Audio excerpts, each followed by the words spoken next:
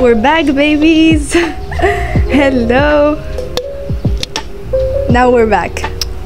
نخش في الموضوع على طول. اوكي بس قبل ما نخش في الموضوع لازم تحضروا حاجة تشربوها عشان الموضوع بجد مطول قوي وانا كاتبه نوتس وحاجات، فموضوع مهم جدا جدا. انا هحكي لكم يعني كأننا قاعدين مع بعض بنتكلم ايه هو الموضوع بقى عشان نخلص. انتوا متعودين في The Journey ان انا قلت لكم ان انا هتكلم عن رحلتي، تمام، في كل جوانب حياتي، والحاجه اللي انا حاسه بجد ان هي ممكن تفيد الناس اكيد هطلع اعمل عنها فيديو. فانا مش بنزل كونتنت كتير انا عارفه، ولكن الكونتنت اللي بنزله يعني لما بحس ان في كونتنت مفيد او كونتنت ترفيهي او مثلا بشارك فيه حاجه ممكن تكون ملهمه او مفيده للناس، ده اللي انا بحس ان فيه فاليو اقدر اديه للمشاهد. يعني الموضوع ده بجد هو مش مشكلتي انا لوحدي، مشكله ناس كتيره جدا، والمشكله ان مفيش حد بيسلط الضوء عليه، واحنا في مصطلحات مش عارفينها، فبالتالي مش بنعرف نوصف مشاعرنا، مش بنعرف نقول انا تعبانه عشان كذا، انا عندي كذا. يعني المصطلحات زي depression و PTSD والكلام اللي احنا سمعنا عنه ده مؤخرا، احنا مكناش بنعرف نوصف الحاجات اللي عندنا، المشاكل اللي احنا بنواجهها، الا لما الواحد العلم بقى، دي فايدة العلم، ان الواحد يقرأ ويسمع ويبقى يعني بيسمع بإنصات وبيفهم وبياخد المعلومة، فبالتالي مصطلحاتك بتكتر وبتقدر تعبر عن مشاعرك، تقول انا فعلا متضايق عشان كذا، انا في حاجة بمر بيها كذا. فمشكلتنا ان ما عندناش وعي بحاجات كتيرة قوي عن جسمنا وعن عقلنا، وده اللي بيحصل فيه لخبطة، لان احنا ساعات بنحس ان ايه، انا مش قادره اقوم من السرير، انا تعبانه، مع ان انا واكله. وليه لما ببقى قاعده بذاكر مثلا او بعمل حاجه او بقرا او ماسكه التليفون واجي اقوم فجاه احس ان انا هقع دايخه، ببلاك اوت وبحس ان انا مش شايفه حاجه وعيني مزغلله وضربات قلبي بتدق بسرعه، مع ان انا مش عامله مجهود بدني ولا اي حاجه، انا قاعده زي الكاوتش بوتيتو اصلا ومفيش اي حاجه بعملها، ولا في ضغط نفسي مثلا محطوطه فيه في الوقت الحالي. يعني مفيش ضغط نفسي في الوقت الحالي بيستدعي ان جسمي يعمل ردات الفعل الغريبة دي. طب ليه انا ببقى دايما تعبانة، دايما مرهقة؟ ليه دايما بحس ان انا بطني وجعاني؟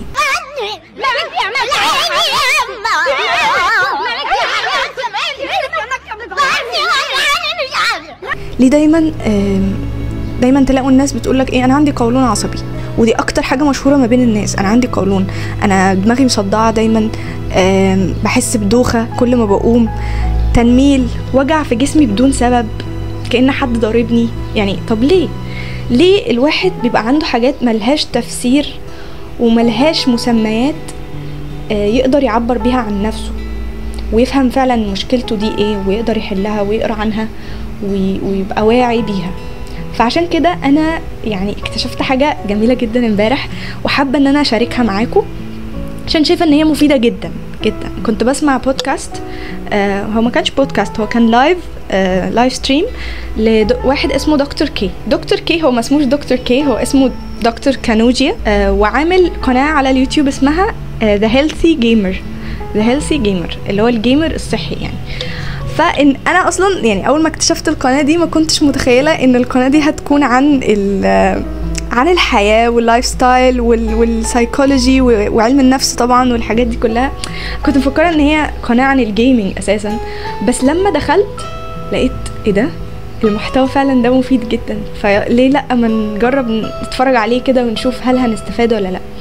فالمهم اللي انا طبعا كنت عامله سبسكرايب للشانل بقالي فتره كبيره، بس في فيديو ما كنتش شايفاه، يعني كان لسه انا وعي ما وصلوش ان انا ابحث عليه او يطلع لي. فالحمد لله امبارح فانا كنت قاعده يعني عماله افكر، طب هو انا ليه تعبانه، هو انا ليه دايما بحس ان انا مرهقه ومفيش تفسير للموضوع ده. فبحثت عن حاجه فطلع لي حاجه اسمها psychosomatic illnesses. ايه السايكوسوماتيك إلنسز؟ هو الامراض المرتبطه بالجسم والعقل. جسمك بيعبر عن نفسه وبيطلع اللي جواه بسبب ان انت مراكم حاجات كتيره قوي في دماغك ومش راضي تخرجها. انت مش راضي تطلع اللي جواك يعني مش بتعرف تعبر عن مشاعرك، مش بتعرف في حاجات كتيره قوي متخزنه في حاجات كتيره قوي متخزنه في جسمنا بسبب عقلنا، بسبب مخنا. والمخ ده من اكتر الحاجات يعني الاعضاء اللي في الجسم الانسان. يعني سبحان الله، سبحان الخالق فعلا، يعني ازاي الحاجات دي كلها مرتبطه ببعض.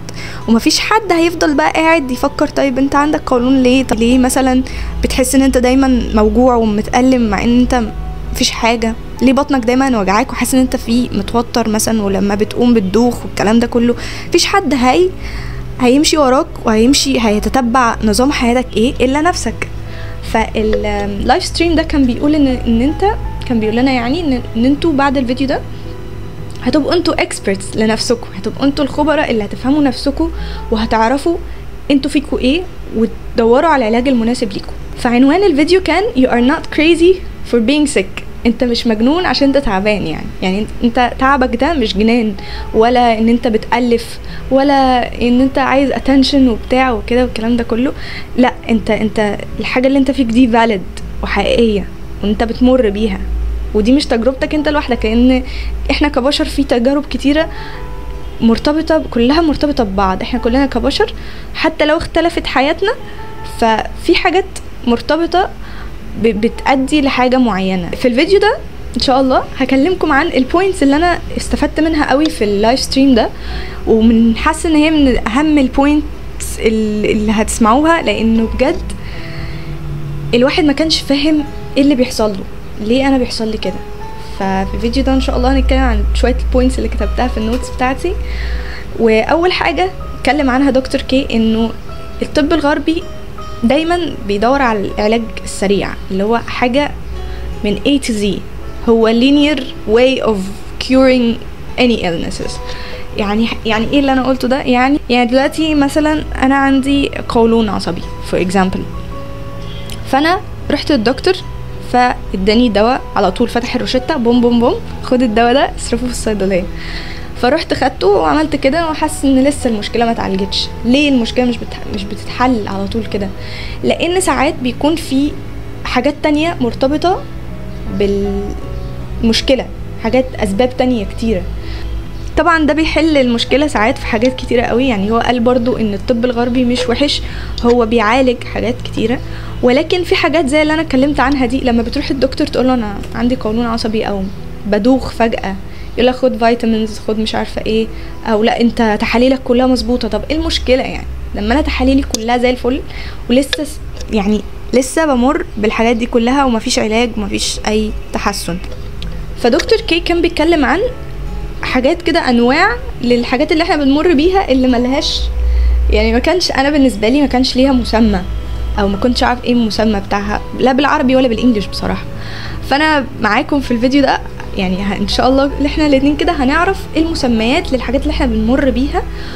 والدكاتره فعلا للاسف تخلوا عن الحاجات دي كلها، وبيدوروا دايما على انه يلا خد دواء، ده اسرع حل، وده الحل اللي هو فاميليير اكتر ومش ما فيهوش وجع دماغ. يعني مع ان انت لو ركزت فعلا في مشكلتك وتحاول تعالجها، ساعتها ممكن تحل مشاكل حياتك كلها وتبقى شخص صحي وعادي وحياتك سليمة يعني. فمن الكوتس اللي انا خدتها من دكتور كي بجد ان هو قال if all illnesses were not psychosomatic placebo wouldn't exist. يعني ايه الكلمة دي؟ والكلمة دي بجد رنت في عقلي جدا جدا جدا. يعني ايه if all illnesses were not psychosomatic placebo wouldn't exist؟ وقال برضو ان all illnesses are psychosomatic، وان البروفيشن بتاعه has dropped the ball. الكلام ده نزل على مسامعي كالصاعقة. ليه بقى؟ لان البلاسيبو، لو ما حدش عارف يعني ايه بلاسيبو هو الحاجة يعني ان انا مثلا اقول لك ايه، لا ده انت كويس، ده انت فيكش حاجة يا عم، فانت عقلك اللاواعي يعتقد ان هو ده فعلا انا تمام، انا زي الفل، او خد الدواء ده وهو هيحل لك مشكلتك. فانت التوتر اللي عندك لما بتاخد الدواء فعلا عقلك اللاواعي بيستوعب ده وبيقول انا فعلا انا تمام، انا لما اخد الدواء ده هبقى تمام، مع ان الدواء ده اصلا ممكن يكون بلاسيبو. يعني ايه بلاسيبو؟ يعني مجرد دواء ما فيهوش مواد كيميائيه بتاثر فيك خالص اصلا، يعني ما بتاثرش في حاجه، لكن عقلك هو المتحكم، عقلك هو الدرايفر، هو اللي سايق الدنيا. فانت لما بتدي اشاره لعقلك ان انا زي الفل، وان انا هخف، وان لما اخد البرشامه دي او الحاجه دي هخف وكده، عقلك هو اللي بيخففك بجد. يعني سبحان الله، ربنا حاطط فينا الميكانيزم ان احنا نخفف نفسنا بنفسنا. بس ناس كتيره غايب عنها الموضوع ده، وبتقولك لا انا لازم اخد دواء، انا لو ما مشيتش بشنطه العلاج بتاعتي خلاص كده لازم شنطه العلاج، وبيبقوا سو براود قوي هما بيقولوها. طب ليه يعني؟ فمعظم المشاكل اللي في حياتنا دي مرتبطه بالتنشئه، مرتبطه بان احنا ناس كتيره قوي حوالينا، واحنا الابرينجينج بتاعنا، الابرينجينج in the beginning بتاعنا بجد كان في ايرورز. فمعظم المشاكل دي بتبقى سببها في التنشئه، وبتبقى سببها في الابرينجينج بتاعنا. مجنع على ان لازم تاخد دواء عشان تخف، ولازم اي مشكله عضويه انت بتواجهها لازم يكون سببها فيسيولوجي بس، لكن السبب السايكولوجي بنتجاهله ومش يعني لا نعير ليه اي اهتمام اساسا. ففي الفيديو ده هو ده اللي انا محتاجه اركز عليه، لانه المشاكل اللي انا هقولها دي دلوقتي هي ارتباط ما بين حاجتين، جسمك وعقلك. فانت لو ما حلتش الطرفين، ما حلتش اسباب المشاكل اللي في عقلك، مش هتحل مشاكل جسمك، والعكس. فلازم تكون انت حاطط في بالك ان الحاجتين دول مرتبطين جدا ببعض. وصدقني محدش هيقولك الكلام ده. ليه؟ لان الناس عايزه تكسب فلوس، الناس بتدور على انه يلا خد اصرف دواء، يلا تعالى استشاره جديده، تعالى اعمل كذا، لكن محدش بيدور على مشاكلك الجذريه يحاول يعالجك بجد. انت اللي بتعالج نفسك، انت اللي بتصحى من النوم تقول يا رب دلني على الطريق الصح، دلني على ان انا اعيش حياه كويسه نفسيه وجسديه.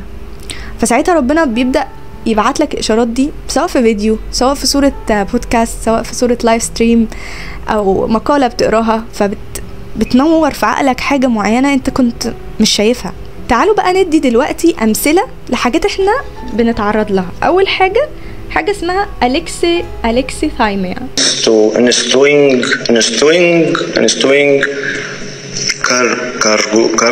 أليكسيثايميا مصطلح بجد صعب ان انا اقوله. أليكسيثايميا يعني أليكسيثايميا لما ترجمتها على جوجل ترانسليت قال نقص الانسجام النفسي، وفي معنى تاني اسمه لا مفرداتية. I don't know what the heck is this. بس اللي انا بقى المصطلح اللي انا فعلا حاسه ان هو اقرب مصطلح لترجمه الأليكسيثايميا هي عمى المشاعر. ايه بقى عمى المشاعر ده؟ ناخد sip of our coffee الاول، بعدين نشوف ايه عمى المشاعر ده، عشان الموضوع بجد كبير وعميق ولازم نهتم بيه. اوكي، ايه هو عمى المشاعر؟ عمى المشاعر يعني انت مثلا عندك ضغط معين، مضغوط في امتحانات، ماشي؟ انا مثلا مثال عليا، انا مضغوطه جدا في الامتحانات، وحسيت ان انا جسمي بدأ يرهق جدا، وبقيت بسهر وباكل في اوقات غلط، وخلاص جسمي الضغط بقى، ضغطي ساعات يبقى واطي ساعات يبقى عالي، يجيلي دايريا، يجيلي امساك، يجيلي حاجات وحشه، يطلع لي حبوب. فجأة جسمي بيقول لي help me we need help. وانا طز فيك، انت خليك ساكت، shut up، وتتكلم بقى مع نفسك بطريقه نيجاتيف قوي. انت هتفوق ولا ايه؟ مش وقته تفوق دلوقتي، مش وقته تطلع مشاكلك وعقدك دلوقتي خالص. احنا عندنا حاجات اهم، عندنا امتحانات، عندنا فاينلز، عندنا حاجات كتيره، بروجكتس. فانت بتعمل حاجه اسمها عمل مشاعر، يعني مشاعرك اللي جواك ان انا حاسه ان انا تعبانه، انا حاسه مرهقه، انا محتاجه ارتاح. ترتاحي ايه؟ انت وراكي امتحانات وراكي حاجات وبلاوي زرقاء، لازم تقومي، لازم قومي يا بت، قومي شوفي شغلك، فوقي لنفسك، شوفي مصالحك. فالواحد ساعتها مش بيعرف يعبر عن اللي جواه، مش بيعرف يقول انا تعبان، مش بيعرف يقول انا فعلا جوايا ايه، انا حاسس بايه، ولا اصلا بتفهم الشخص اللي قدامك. يعني لا بتعرف تترجم مشاعر اللي قدامك، هو تعبان، هو متضايق، هو مش طايق نفسه، ولا بتعرف تفهم انت تعبان ولا طهقان، ولا ده حاجة موسميه بتروح وتيجي، ما بتفهمش انت اصلا نفسك ولا بتعرف تعبر عنها بكلمات. فالالكسيثايميا زي الديسلكسيا، عسر القراءه، ان انت مثلا ما بتعرفش تقرا. بس الفكره بقى في الالكسيثايميا ان انت مش بتعرف تقرا مشاعرك بقى، ومش بتعرف تقرا انت حاسس بايه، جسمك بتعبر عنه ازاي. مفيش الكلام ده خالص. هو ستوب كده، نعمل ستوب يا ابني، تعالي بقى عشان انا سكتلك. ايوه وانت هبله انت وعيالك احنا هنكمل في انك تلف الساقيه بتاعت ان انا اذاكر وانجح والكلام ده واتعب قوي قوي قوي قوي قوي وكاني ابقى نوبل مثلا، ولكن جسمي طز فيك، مش هفكر فيك خالص ولا احس بمشاعري ان انا متضايقه النهارده، طب انا محتاجه بريك، طب انا مش لا. فايه اللي بيحصل نتيجه لكل هذه الحاجات اللي انت بتعملها؟ ان انت بتفضل تضغط نفسك لحد ما تنفجر، لحد ما يجي بقى وقت ان انت فعلا تتضايق على اتفه الاسباب، جسمك فجأة يروح عامل شات داون وعينك ما تشوف الا النور، فجأة تقوم تحس ان انت خلاص انا مش قادر اقوم، فجأة يجيلك بقى الامراض اللي بجد. ودي بقى المشكلة بجد اللي كل واحد فينا يمكن حصلت له مرة وفعلا حاسس ان هو انا لازم افوق بقى لنفسي، ولا ما سيبش نفسي انا كده، والصحة فعلا اهم حاجة في حياتي، ولا هاخد اجازة ولا كذا. كل واحد فينا حصل معاه موقف حس فيه انه لازم اعمل وقفة مع نفسي وافكر في حياتي وافكر في صحتي، لان دي الحاجة اللي بقيالي. فلو انت مريت بحاجة زي كده، دي اسمها الكسيثايميا، اللي هو عمى المشاعر او عمى ان انت تقرا نفسك وتقرا غيرك ماله في ايه، انت فيك ايه نفسك اصلا. ده الالكسيثيام. اليكسا Alexa. تاني حاجة معظمنا بيمر بيها واللي هي IBS اللي هي Irritable Bowel Syndrome، متلازمة القولون المتهيج، اللي هو فجأة out of nowhere كده، وهي بيبقى فيها where، بس احنا ما بنركزش في الوير، بس هو out of nowhere يعني فجأة كده من غير سابق انذار بتحس ان انت بطنك وجعاك، بطني بتتحرق، بطني بتتحرق، قولونك تعبك، مش عارف انت فيك ايه، مش عارف ان تاخد انهي دواء اصلا، لان انت في حاجتين عكس بعض بيحصلوا في القولون، فانت مش عارف تحدد اصلا انت ايه المشكلة اللي ركز عليها. بيبقى دايما متوتر، رايح امتحان بطنك فجأة توجعك، عندك انترفيو بطنك وجعاك، حتى لو قاعد وحصلت حاجة او بتفكر في شخص معين او في مشكلة في حياتك، موقف حصل بتاع، تحس ان انت عقلك بقى في بطنك. يعني المفروض عقلك هو اللي بيهتم بالموضوع ده وبيبروسس الموضوع ده وبيعالجه وخلاص وخلصنا، لا، عقلك مع بطنك شغالين. انا كل ما تحصل حاجة بطني توجعني ولا ايه مش عارفة. فكل حاجة هو ده اسمه IBS، متلازمة القولون المتهيج. اي حاجة تحصل قولونك الحقوني.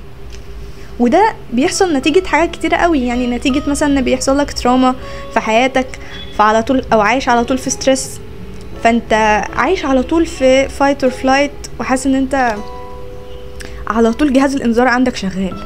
فاللي جهاز الانذار عنده شغال على طول ده بيحصل له مشاكل جسمانية بالهبل، من ضمنها IBS القولون المتهيج ده. تالت حاجة اسمها بوتس دي انا بمر بيها، وبجد لما سمعتها في اللايف ستريم ده انا قلت يا لهوي، هي دي اسمها بوتس فعلا. ما كنتش اعرف اصلا ان ليها اسم اساسا، يعني انا بجد كان غايب عني ان الحاجة دي ليها اسم وليها كيور برضو، يعني ليها علاج، واقدر ابحث عنها اكتر واشوف ايه مصدرها اساسا واقدر اعالجها.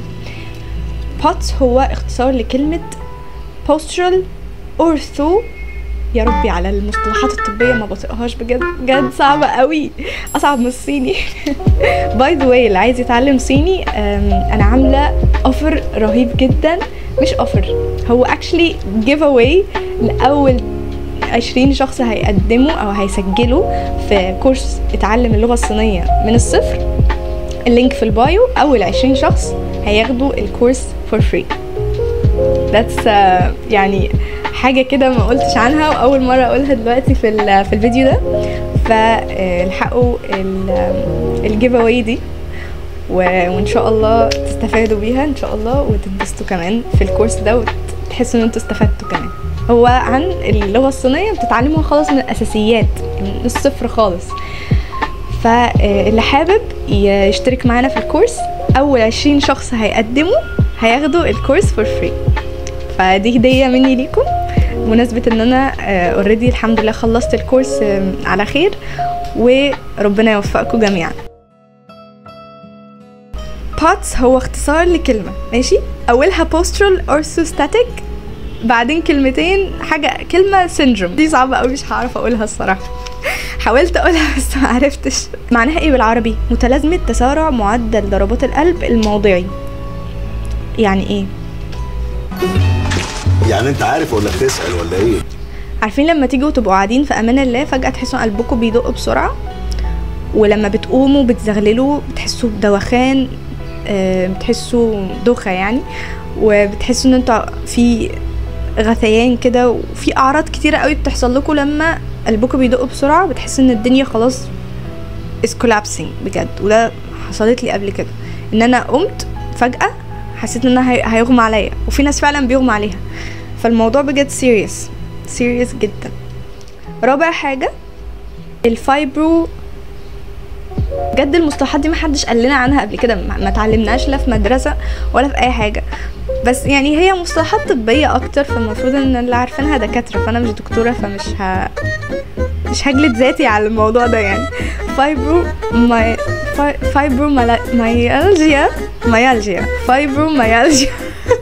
فايبروميالجيا الألم العضلي الليفي.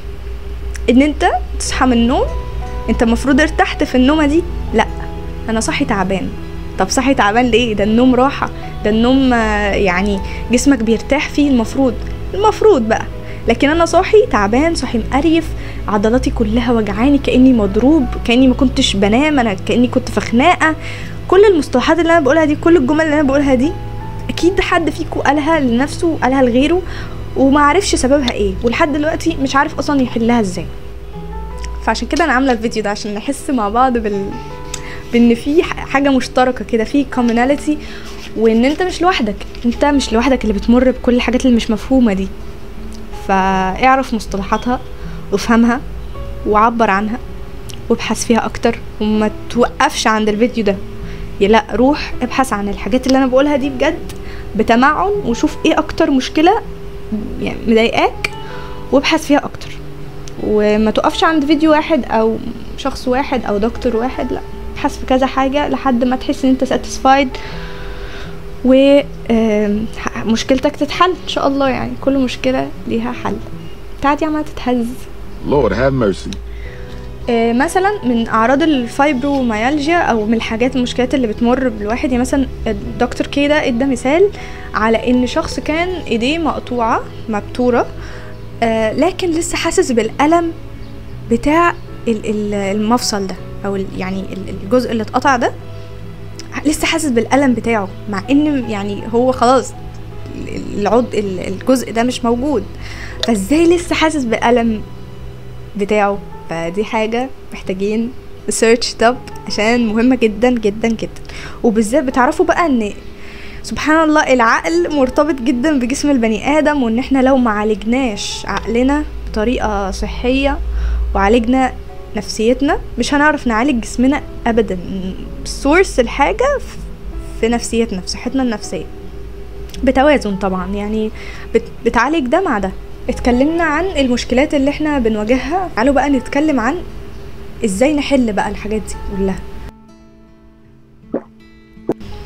ازاي نحل الحاجات اللي ملهاش سبب دي وهي ليها سبب. مثلا فرويد قال ان اسباب الحاجات دي psychosomatic illnesses بترجع سببها للchildhood upbringing، اللي هي التنشئة والنشأة في الطفولة كانت عاملة ازاي. فشوف مشاكلك في طفولتك كانت ايه والتروماتيك اكسبيرينسز والكلام ده كله وروح عالجها، هتلاقي الدنيا بتظبط نوعا ما. Maybe your father didn't spend enough time with you. Maybe your mother didn't spend enough time. You didn't get the type of attention from your parents.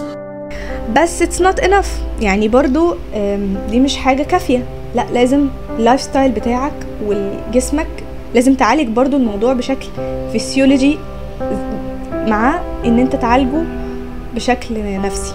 ازاي تعالجه بشكل فيسيولوجي؟ ان انت تعيد اتصالك بجسمك. ابني علاقة مع جسمك بطريقة صحية زي ما بتبني علاقة مع اي حاجة ومع اي حد. جسمك ونفسك الاتنين. نفسك يعني تبني علاقة مع مشاعرك، تبني علاقة مع افكارك، تحاول تعيد برمجة دماغك تاني من اول وجديد، تربي نفسك من اول وجديد. وايه يعني عادي يعني انت مش انت اللي سببت المشاكل دي كلها، ولكن انت مسؤول عن معالجة هذه المشاكل. فإتس اوكي، عالج مشاكلك طالما اكتشفتها. يعني الواحد بيبقى جاهل بالشيء، فاول ما يعرفه يتحاسب عليه. طالما انت عرفت من مشكلتك وعرفت سببها ايه، فعالجها عشان هتتحاسب عليها. وما تعالجهاش لانك عايز تعالج حاجة وتخلص منها وخلاص كده. لا، هي رحلة العلاج رحلة طويلة قوي قوي قوي، وبتاخد وقت كتير، ممكن تاخد عمر كامل، بس على الاقل انت افنيت عمرك في حاجة مفيدة. صحتك كنت مهتم بيها، كنت بتاكل كويس وبتنام كويس وتعمل عادات صحية حلوة، وباني فعلا علاقة كويسة مع جسمك. عارفين مثلا لما نيجي نصلي يقولك الصلاة هي كونكشن ما بينك وما بين ربنا. فلما بتعمل ايه في الصلاة؟ بتسجد في الصلاة، ان انت بتتصل لروحك بربنا، وبتسجد بتعمل حاجات حركية.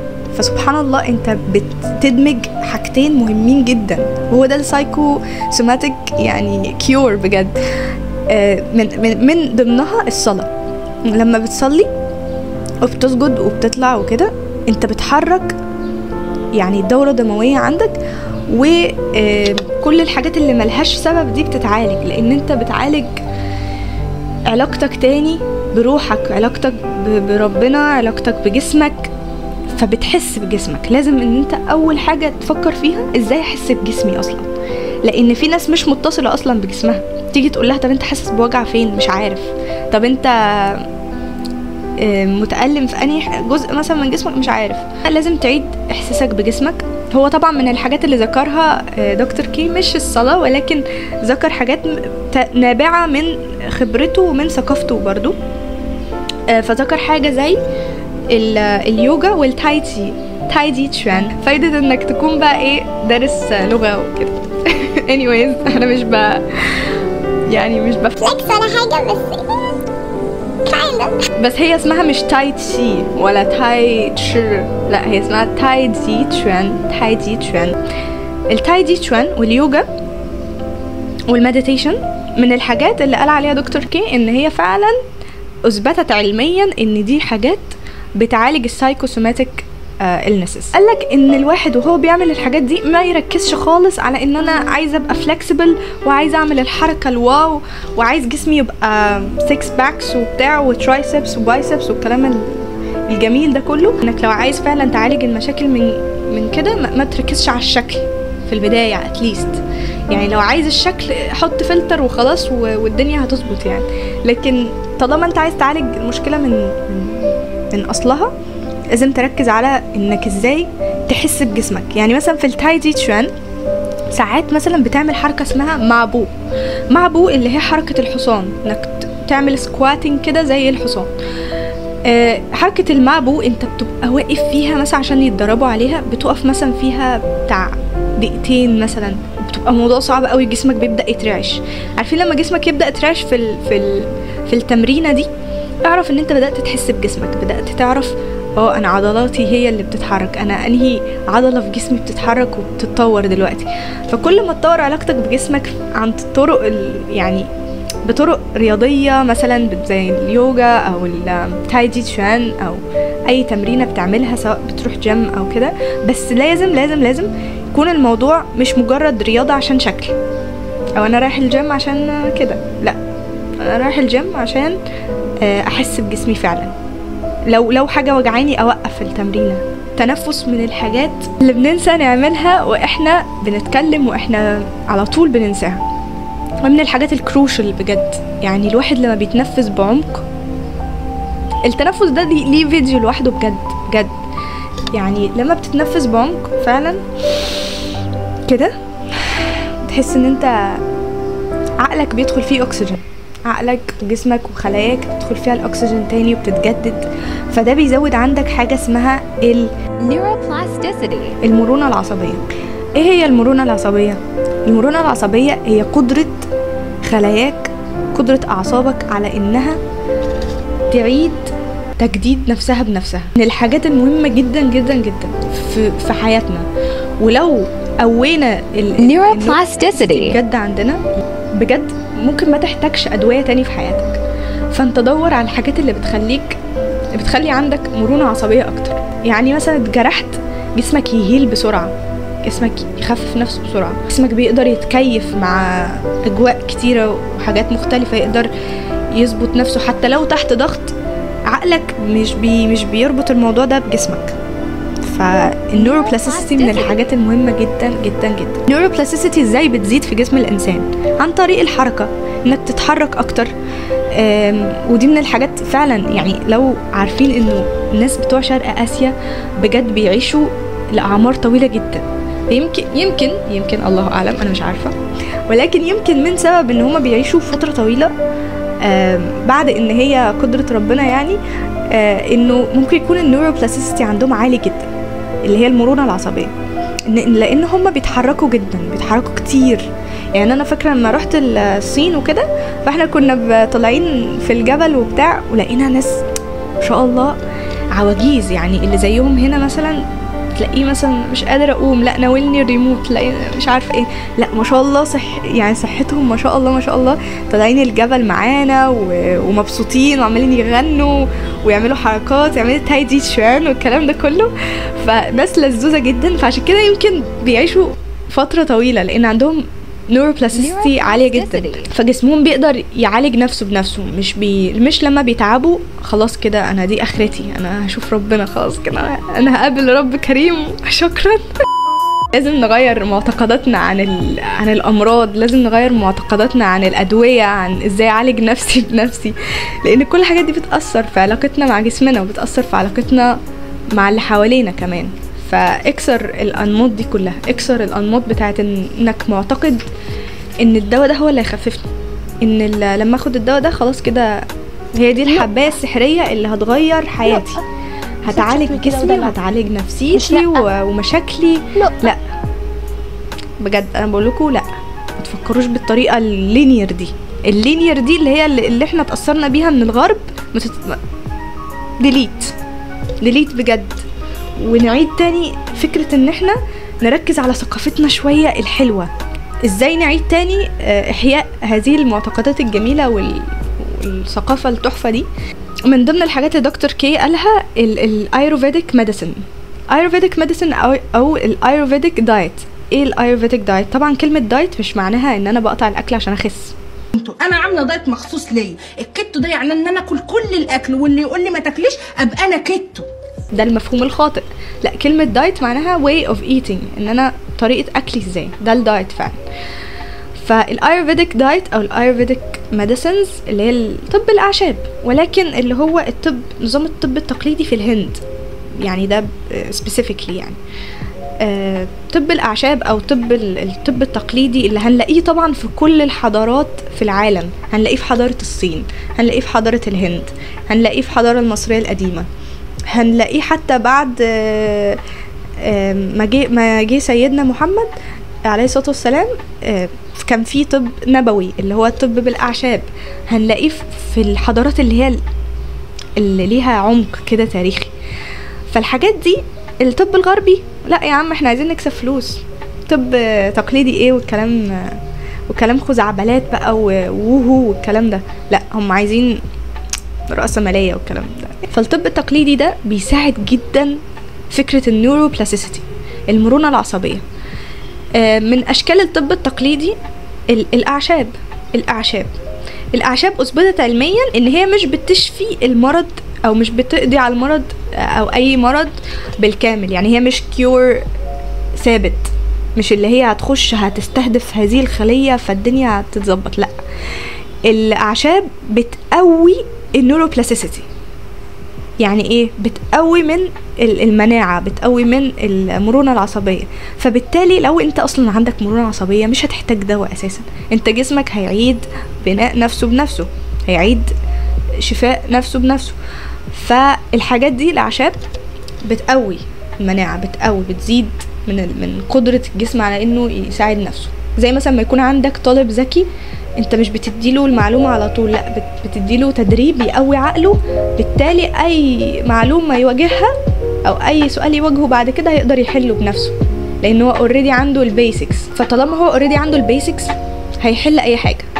فالاعشاب هي حاجات بتخلي الواحد يبقى عنده مرونة عصبية اكتر. واحلى حاجة بصراحة انا بالنسبة لي شايفاها في الاعشاب حلوة ان هي ملهاش يعني سايد افكتس زي الادوية.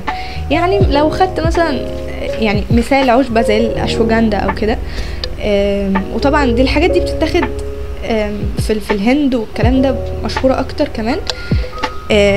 الاعشاب مثلا زي كده لو خدتها يعني بكمية معينة مش هتضرك خالص، لكن لو خدت دواء وفجأة قررت انك تقطعه، يا لهوي على السايد افكتس اللي هتقابلها في حياتك. سايد افكتس في النوم، سايد افكتس في الضغط، سايد افكتس في السكر.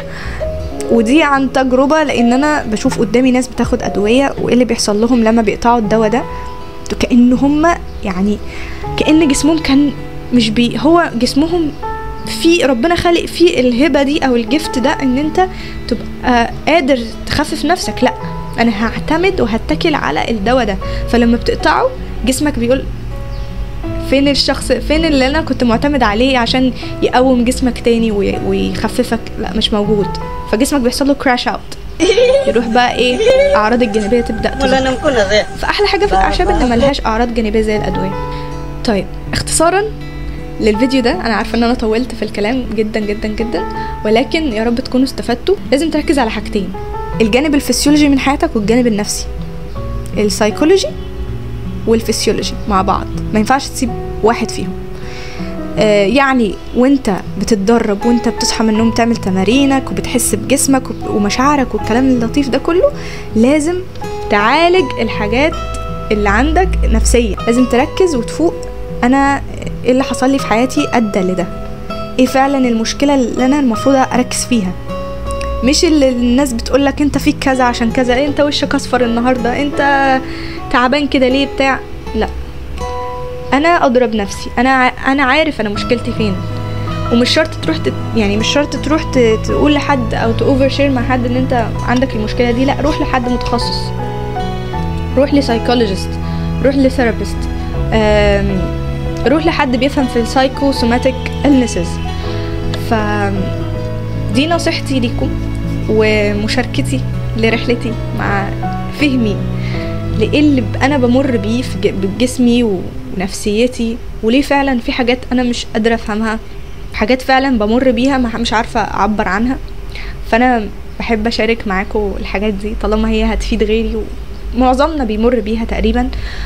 فان شاء الله يكون الفيديو ده لطيف وخفيف، وان شاء الله تكونوا استفدتوا، وان شاء الله اشارك معاكم حاجات كتيره جدا جدا جدا. I keep saying ان شاء الله I don't know why بس يا رب اكون خفيفه عليكم وما يكونش فيديو رخم.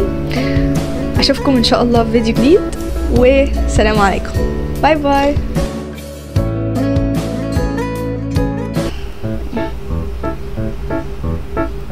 اوكي ظبطت كده. ف تاكيو تاكيا كارديك I don't know ميالجي. بجد المصطلحات دي محدش قال لنا عنها قبل كده. قبل ما تبني علاقة مع اي حد وتبقى علاقة مع حد